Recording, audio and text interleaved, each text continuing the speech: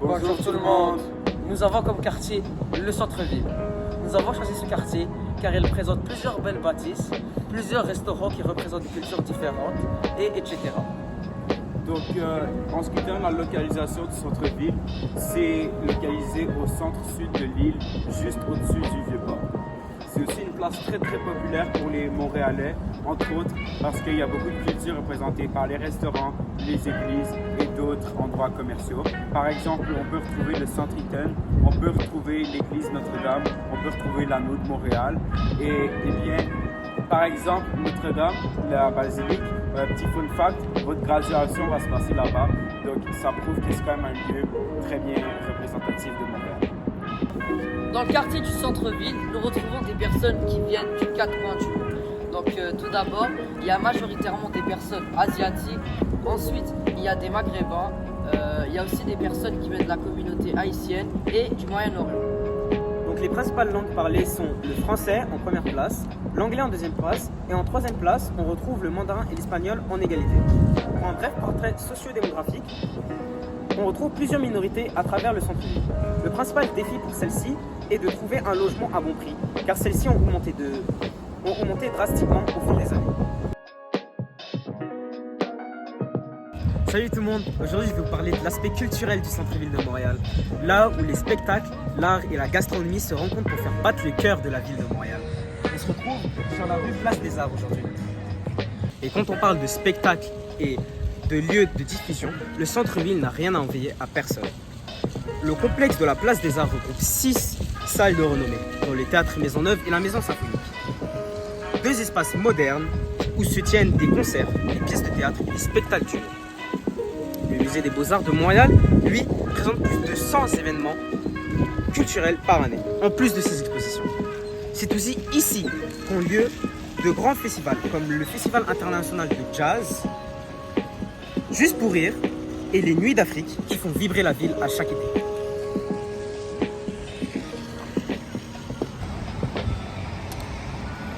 Pour l'art urbain, les rues du quartier du spectacle sont remplies de murailles colorées et d'installations lumineuses.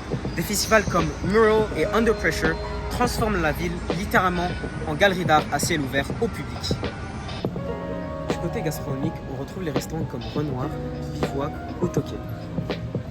Tous les 3 des restaurants qui offrent une gastronomie moderne en utilisant des ingrédients locaux. Même sans servir d'alcool, ils montrent comment les restaurants du centre-ville peuvent réunir tradition et innovation. En résumé, le centre-ville de Montréal représente la diversité, la créativité et l'énergie culturelle du Québec. C'est un lieu qui ne dort jamais et qui continue d'inspirer les artistes et les citoyens. Ma question étant, que révèlent les choix gastronomiques, artistiques et culturels sur l'identité et la diversité du centre-ville?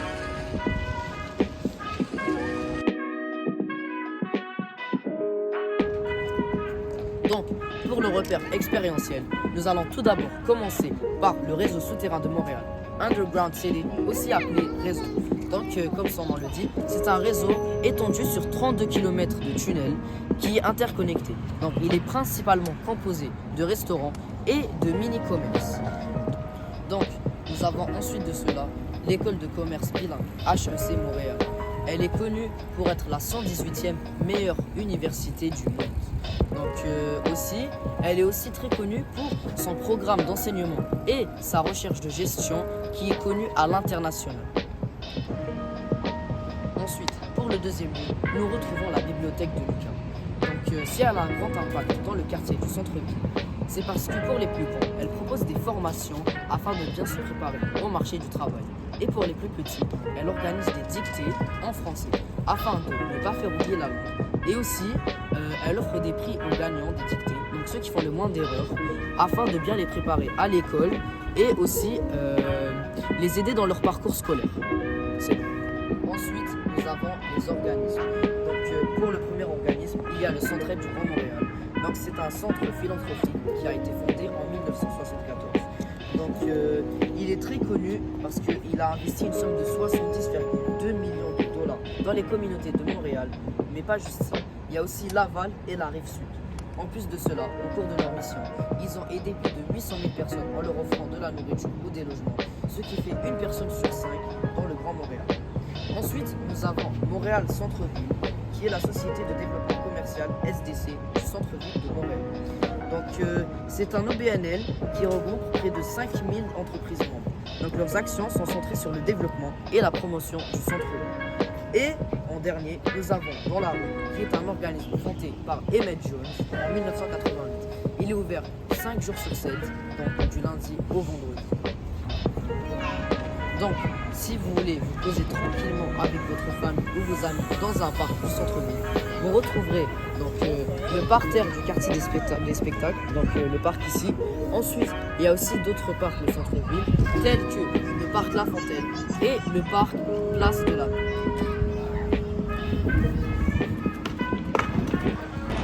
Allez. Maintenant, ma question est, en quoi les principaux commerces dans le quartier du centre-ville favoriseraient son développement économique?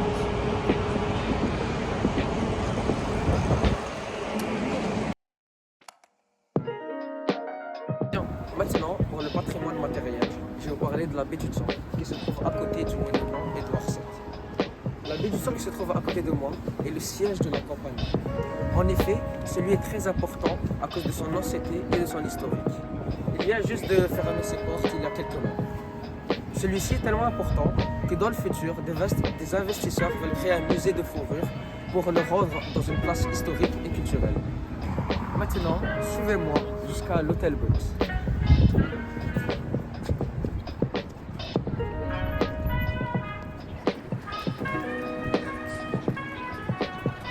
Nous avons choisi l'hôtel Brooks car c'est le résultat de rénovation de l'historique et très connue bijouterie Brooks. C'est une place emblématique au centre-ville et c'est notre raison pour l'avoir choisie. Maintenant, passons à la cathédrale Notre-Dame. Maintenant, je vais parler du patrimoine matériel. En effet, commençons avec la basilique Notre-Dame, où se trouvera la remise des diplômes des secondaires secs de Jean.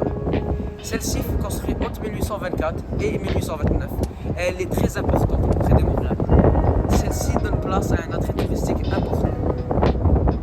Maintenant, je vais vous parler de l'historique de ce quartier. En 1642, Ville-Marie fut fondée par Paul Chaumet de Maisonneuve et Jeanne Mance. Après ça, entre 1958 et 1962, il y a eu la création de la place Ville-Marie. Celle-ci marque le début de l'essor économique de ce quartier. Et finalement, en 1976, la place culturelle Place d'Art fut créée. Celle-ci est très connue au centre-ville et donne de la couleur à ce quartier. Maintenant, je vais vous parler des personnages historiques. Commençons par Félix Lambert. Il a aidé à préserver le patrimoine matériel du centre-ville. Et parlons aussi de Jeanne Mance et Paul Chaumet de Maisonneuve, qui ont aidé à la fondation de Ville-Marie. Maintenant, je vais vous parler de l'influence de la diaspora au centre-ville. Avec plusieurs cultures représentées par le quartier chinois, le quartier latin et bien d'autres, plusieurs cultures et religions et langues s'entrechoquent pour créer une grande diversité culturelle. Par exemple, au centre-ville, le français n'est pas aussi présent que dans les autres quartiers. Maintenant, je vais vous parler du patrimoine matériel. Commençons par la basilique Notre-Dame. Celle-ci fut construite entre 1824 et 1829. Celle-ci est très importante car en effet, il y a quelque chose. En quoi la présence de monuments historiques au centre-ville tels que l'Anneau et la baie du Sang change notre vision de celui-ci?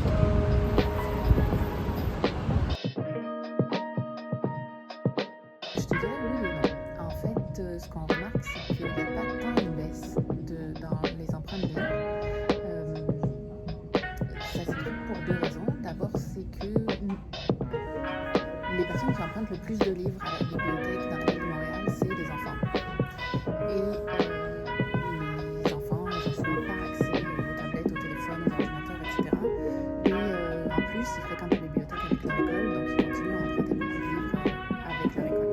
Donc eux, ils continuent à emprunter toujours autant de livres en papier, mais ça baisse pas tant que ça non plus dans la population adulte, en fait. Donc c'est comme si les usages sur Internet puis sur les appareils numériques se rajoutaient à la lecture papier.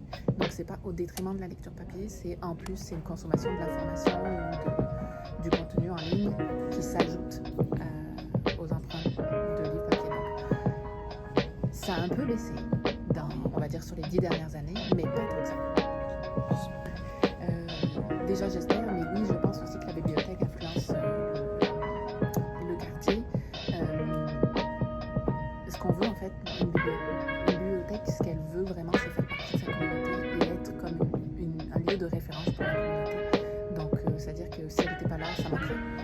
ça qu'on veut. Et je pense qu'ici, c'est le cas aussi. C'est le cas parce que, comme je te disais, on a beaucoup d'écoles qui viennent visiter la bibliothèque. Je pense que si la bibliothèque n'était pas là, ça serait vraiment un manque pour ces enfants-là. On a aussi des habitués qui viennent souvent, qu'on connaît, qui nous connaissent, puis à qui on apporte un service qu'ils ne peuvent pas avoir ailleurs, par exemple accès à Internet, s'ils n'ont pas Internet à la maison, etc. Donc oui, je pense que une bibliothèque, ça modifie son quartier. Les deux, en fait, on a des habitués qu'on reconnaît qui viennent quasiment tous les jours, que ce soit dans les adultes ou dans les enfants. Même en dehors des visites de classe, on a des enfants qui, après l'école, viennent tous les jours à la bibliothèque. Mais on a aussi tous les jours des nouvelles personnes qui viennent pour faire des abonnements puis qui découvrent. On a aussi pas très loin de la bibliothèque le centre Lartigue, qui est un centre de francisation pour les adultes. Donc c'est des nouveaux arrivants qui viennent d'arriver au Québec puis à Montréal, qui apprennent le français et qui viennent visiter la bibliothèque. Et donc on veut être comme un lieu d'accueil, un premier lieu d'accueil aussi pour ces personnes-là. Donc on a à la fois des habitués et des nouvelles personnes. Donc, le nom de la circonscription de ce quartier du centre-ville, au provincial, c'est Saint-Henri-Sainte-Anne. Au fédéral, c'est simplement Ville-Marie. Donc, en ce qui terme des élus politiques, qui a été élu majoritairement par ce quartier au niveau de la mairie, donc du municipal, ça a été Valérie Plante. Au niveau provincial, donc c'était le député Guillaume Clich-Rivard. En ce qui terme du député fédéral, cette fois-ci c'est Mark Miller. En ce qui est terme des initiatives citoyennes réalisées dans ce quartier, on peut prendre en compte par exemple la ruelle verte d'Henri Julien, qui est une ruelle verte qui est environ vers l'intersection d'Henri Julien et de Crolin. C'est une ruelle verte qui vise à créer un changement de cette allée de fer grise et bétonnière qui se retrouve à Ville-Marie. Donc ça c'est un grand problème, puis ça offre un peu de verdure et une atmosphère différente comparé à ça. Sinon, il y a aussi des séances de nettoyage régulières faites par les habitants de Ville-Marie, comme j'ai dit plus tôt dans les projets politiques, qui aident ce quartier à rester propre. Et c'est pour ça que, notamment, il y a autant de gens qui viennent explorer ce quartier, parce qu'il est beau et il est gardé propre par les initiatives citoyennes. Quels sont les projets politiques et particuliers et leur brève description du quartier? Donc, il y a en premier l'inclusion de la jeunesse dans la politique locale. En effet, ça c'est un problème dans Montréal en ce moment. La jeunesse n'est pas impliquée dans la politique. Donc, pour Ville-Marie, la mairie a décidé de s'impliquer dans ça. Donc, plusieurs projets pilotes ont été mis en place pour commencer à aider et à fixer ce problème. Donc, numéro 2, il y a une convention citoyenne pour le climat.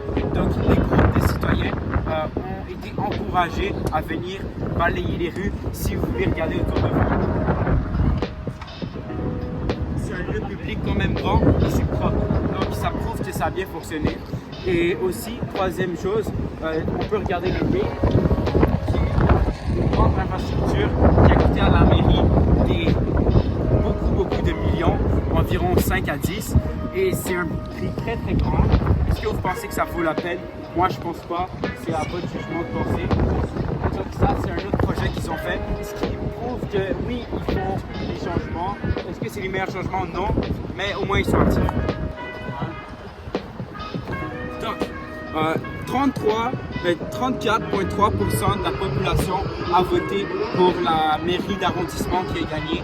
64,5% de la population a voté pour le député provincial qui a gagné et 62,6% de la population a voté pour le député fédéral qui a gagné. Ce quartier comprend des infrastructures sportives qui permettent aux habitants locaux de faire du sport sans payer pour un abonnement payant.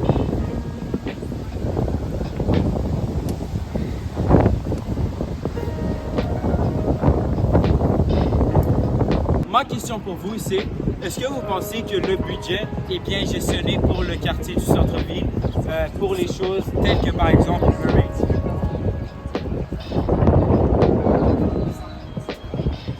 Maintenant, pour la conclusion et notre constat, nous devons trouver un défi pour ce quartier. Le défi à relever pour ce quartier est d'aménager et de créer plus d'infrastructures pour les citoyens qui veulent y passer du temps. En effet, après la Covid, la ville de Montréal a donné plus de 25 millions de dollars au centre-ville afin de se relancer après la pandémie.